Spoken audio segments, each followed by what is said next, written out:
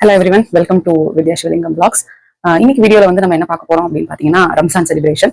இன்னைக்கு வந்து சவுதியில ரம்ஜான் செலிப்ரேஷன் பண்ணிட்டு இருக்காங்க. இப்போ இவங்களுடைய செலிப்ரேஷன் எப்படி இருக்கும் அப்படின்னு சொல்லி பாத்தீங்கன்னா, இந்த ஒரு 1 month வந்து அவங்க நோம்புல இருந்ததுனால ஆக்சுவலா அவங்க வந்து பகல்ல வந்து கொஞ்சம் ரெஸ்ட் எடுத்துட்டு நைட்ல தான் வந்து குக் பண்றது, பர்ச்சேஸ் பண்றது இந்த மாதிரி எல்லாம் வந்து ஒரு 1 month-ஆவே அப்படித்தான் இருந்தாங்க.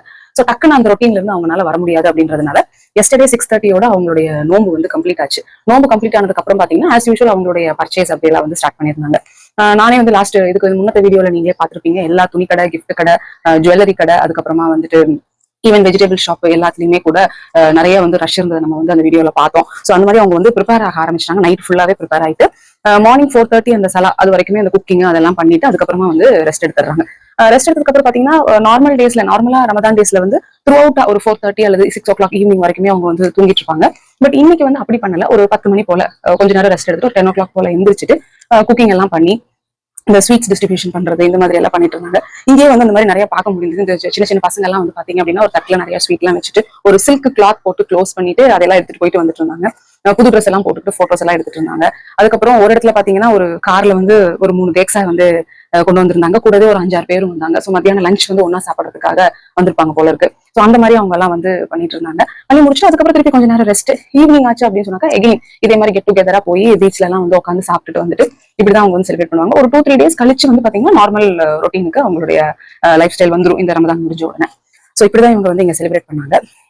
ஸோ இப்ப நாங்க வந்து சவுதியில இருந்துட்டு ரம்ஜான் செலிப்ரேட் பண்ணலாம் எப்படி இது எங்க ரம்ஜான் செலிப்ரேஷன். நான் எப்பவுமே வந்து பிரியாணி எப்படி செய்வேன் அப்படின்னு சொல்லி பாத்தீங்கன்னா, இங்க என்னுடைய ஃப்ரெண்டோட அம்மா இங்க வந்திருந்தப்போ அவங்களுடைய பிரியாணி ரொம்ப டேஸ்டா இருந்தது. அப்ப அவங்க கிட்ட கேட்டப்ப அவங்க வந்து வீட்டுக்கு வா, நான் கண்ணு முன்னாடி செஞ்சு காட்டுறேன் அப்படின்னு சொல்லி சொன்னாங்க. அப்படி அவங்க வீட்டுக்கு போய் அவங்க செய்ய செய்ய கூட சேர்ந்து பார்த்து கத்துக்கிட்ட மெத்தடு தான். அவங்க வந்து பொள்ளாச்சியில இருந்து வந்தவங்க. ஸோ நான் எப்பவுமே அந்த ஸ்டைல்ல தான் பிரியாணி செய்வேன்.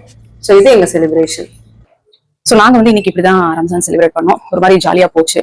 ஆக்சுவலா நம்ம தீபாவளி அன்னைக்கெல்லாம் பாத்தீங்க அப்படின்னா அம்மா வந்து காலையில எழுந்திரிச்சோன்னே இந்த வடை பணியாரம் சுயம் அதுக்கப்புறம் சில ஸ்வீட்ஸ் இதெல்லாம் செஞ்சிருப்பாங்க. அதை வந்து ஒரு தட்டுல வச்சு நிறைய பக்கத்துல இருக்கிற ஒரு 4-5 நெய்பர்ஸ்க்கு வந்து நம்ம கொடுக்கறது எப்பவுமே செய்யக்கூடிய ஒரு வழக்கம்.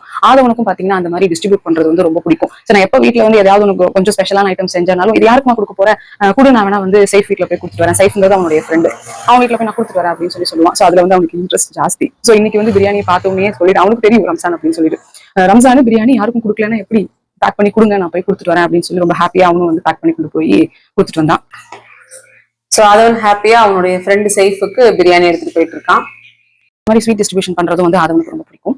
நெக்ஸ்ட் வந்து பாருங்க நமக்கு ரிசீவிங் இப்போ பொதுவாகவே நார்மலாவே இங்க வந்து ரம்ஜான் அன்னைக்கு பாத்தீங்கன்னா நமக்கு ஒரு 4-5 வெரைட்டிஸ்ல 4-5 ஊருடைய பிரியாணி எப்பவுமே வரும். ஹைதராபாத் பிரியாணி, பாகிஸ்தான் பிரியாணி, நம்ம தமிழ்நாடோட அத்தன்டிக் பிரியாணி. அதுக்கப்புறம் பாத்தீங்கன்னா தமிழ்நாட்டிலேயே ஒரு 2-3 ஃப்ரெண்ட்ஸ் இருக்கிறதுனால அவங்க ஒருத்தருடைய பிரியாணியும் வரும். ஸோ ஒரு நாளையிலேயே நம்ம வந்து ஒரு 5 types ஆஃப் பிரியாணி வந்து சாப்பிடலாம். ஸோ அந்த மாதிரி ஒரு ஸ்பெஷலான டே தான் வந்து ரம்ஜான். ஸோ எனக்காக எப்பவுமே பிரியாணி செஞ்சு என்னுடைய ஃப்ரெண்டு கொடுத்து அனுப்பிச்சிருவாங்க. ஸோ அவங்களுடைய பிரியாணி எங்களுக்கு வந்துச்சு. இவர் தான் சைஃப், அதவனுடைய ஃப்ரெண்ட், அதவனுடைய கிளாஸ்மேட். சைஃபுடைய அம்மா என்னுடைய க்ளோஸ் ஃப்ரெண்ட். அவங்க தான் எனக்கு எப்போதும் பிரியாணி செஞ்சு தர்றவங்க. தான் எங்களுடைய ரமதான் செலிப்ரேஷன்.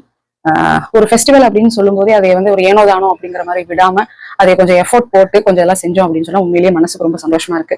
இன்னைக்கு பாத்தீங்கன்னா அவங்களோட பிரியாணி சாப்பிட்டோம். ஒரு 2 விதமான பாயாசம், அதுக்கப்புறம் புட்டிங் எல்லாமே வச்சு ஒரு மாதிரி திருப்தியா இன்னைக்கு சாப்பிட்டு நாங்க வந்து எங்களுடைய ரம்ஜானை செலிப்ரேட் பண்ணி முடிச்சிட்டோம். இந்த வீடியோ உங்களுக்கு பிடிச்சிருந்தது அப்படின்னா கண்டிப்பா லைக் பண்ணுங்க, ஷேர் பண்ணுங்க, சேனலை கண்டிப்பா சப்ஸ்கிரைப் பண்ணுங்க. Thank you so much.